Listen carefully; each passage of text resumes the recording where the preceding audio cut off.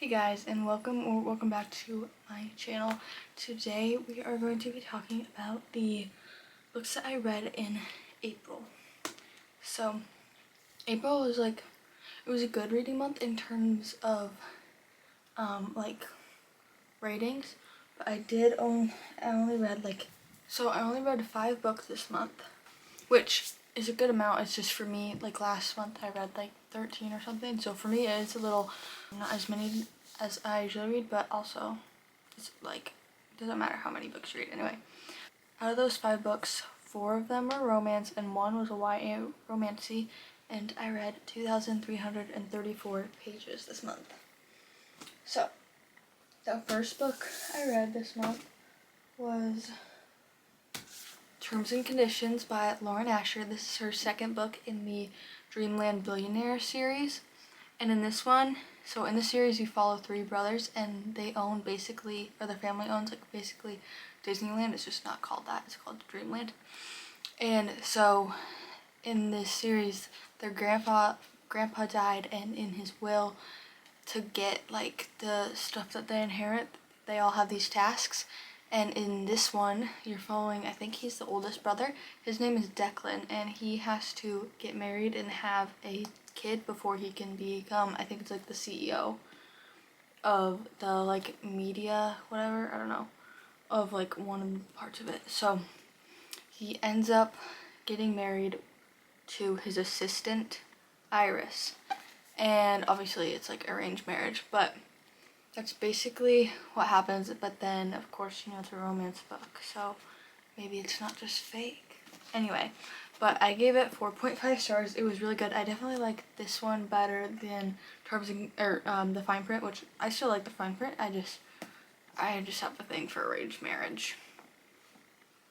Anyway, but 4.5 stars. I really did like this book. The next book I read was Fearless by Lauren Roberts. If you don't know what this is, Fearless is the final book. Well, there might be a novella, I think, but it's a final book. She's thick also. Of the Powerless trilogy, which is a YA romance or fantasy romantasy. And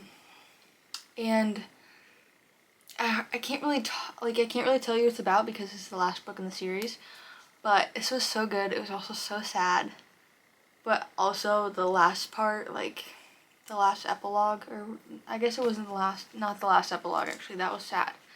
The last chapter before the epilogue was so cute, and I loved it, and it was so good. I didn't ever cry, but I got close to it, and I really liked it. I love this. Anyway, it was 5 stars. She was great. She was amazing. If you haven't read Powerless yet, read it and then read Reckless. Some people don't like Reckless. Actually, you have to read Powerful and then Reckless. Some people don't like Reckless. I personally liked it. And then read this and just have your, heart stabbed out of your body. Anyway, then the next book I read was Just for the Summer by Abby Jimenez. And this is technically in her Part of Your World series, but it's an interconnected standalone series, so you don't have to read the first one. Actually, though, for this one, I would say you should read the first one, and then, you don't have to read the second one. The second one's my favorite, but the first one is Part of Your World, and the second one is Yours Truly, and then this one, obviously, is Just for the Summer. And then I think Say You'll Remember Me, that just came out, is also in this world. But I would actually say for this one that I would read at least Part of Your World first, because it kind of ties in there, and I didn't even realize it ties in until later.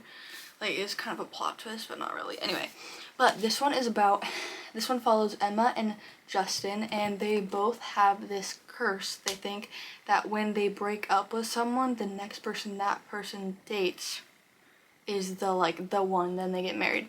And so Justin posts about this on Reddit, and Emma sees it, and then they start talking. She comments or messages him, is like, oh, this is so funny, this happens to me too. And so they end up deciding, oh, if we date each other and then break up, we break the curse.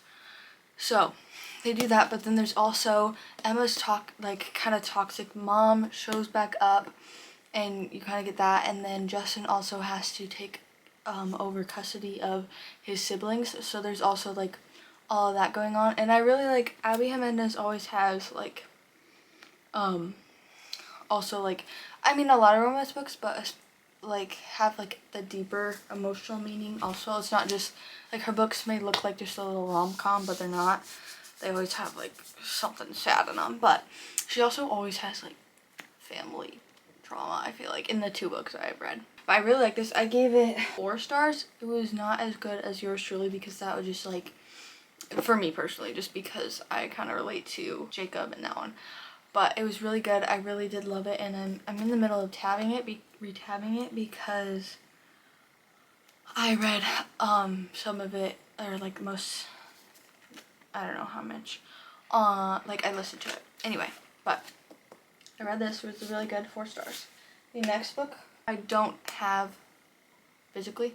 I read it on my Kindle, but I read Funny Story by Emily Henry, and this is about Daphne and Miles. So Daphne was engaged to Peter, and then he ends up on his like bachelor party or something. He basically cheats on her with his girl best friend, Petra, and Petra also has a boyfriend at the time, Miles. So Daphne moves out because they were living together and moves into Miles's apartment, so now they're roommates. And they end up actually not like fake dating, but kind of fake dating, because like not to everyone, but to some people anyway. But I really liked it actually. Some people said that it was their like they didn't like Funny Story. I personally loved it. I gave it 5 stars. I don't know, I just really liked it. My mind is going blank right now, but it's really good. Just read an Emily Henry book because they're so good. I've read all of them because our next book, did I say it was 5 stars? Yeah. I read This Great Big Beautiful Life by Emily Henry. Also, can we just take a minute and look how pretty this cover is? Or even this one. It says, "It was brief and it was beautiful." But also, okay, when I got this, I thought that was a quote, but now I'm thinking, and I don't think that was a quote. Anyway, and also the inside is like this picnic thing, blanket type of thing. Anyway, this is this is about Alice Scott and Hayden. Did they never say his last name? I don't remember his last name, whatever. But Hayden and Alice goes and finds this old like celebrity kind of, but she had disappeared, the celebrity, Margaret, and Alice is a writer, and so she finds Margaret and is like, "Hey, I really want to write your story. Can we do that?" And so then as she's leaving, once she meets Margaret, turns out that there's Hayden is the other author that Margaret was going to talk to, and so it turns out they have to do like not a competition, but basically it's more like an audition for like a couple months. They're each going to interview Margaret, and then by the end of the month they're going to get, or months, I kind of forget how long it was, they give her like a sample of the book, and she decides who's going to write her book. But then of course Hayden and Alice kind of start to fall in love, and there's also like Alice, actually they both kind of have some like family trauma, and you're just, you know, following that. And it was really good. I actually really did love the interview parts, because some of the chapters are called The Story, and it's Margaret's like life, because basically Margaret was like, her family was like really famous stuff. And somebody said it was like her family would kind of be like the Kennedys. I liked it. It was 5 stars. Very good. It did give me like 7 Husbands of Evelyn Hugo vibes, and I loved that book. That was one of the like first books I read last year when I got back into reading, that and like ACOTAR and stuff like that, and I really did like it. And so the like interview parts kind of gave me that vibe, and so I really liked it. I just love Emily Henry's writing. This month I think when I was reading Funny Story, I don't know what the quote was that I read, but I put a Goodreads review, and I was like, Emily Henry is literally writes books like Taylor Swift writes songs. And then I was also validated in that because I was watching Haley Pham read this book.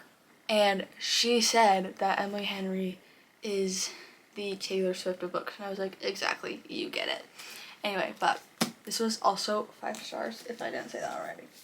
But those are the only books that I read, or those are the books I read in April.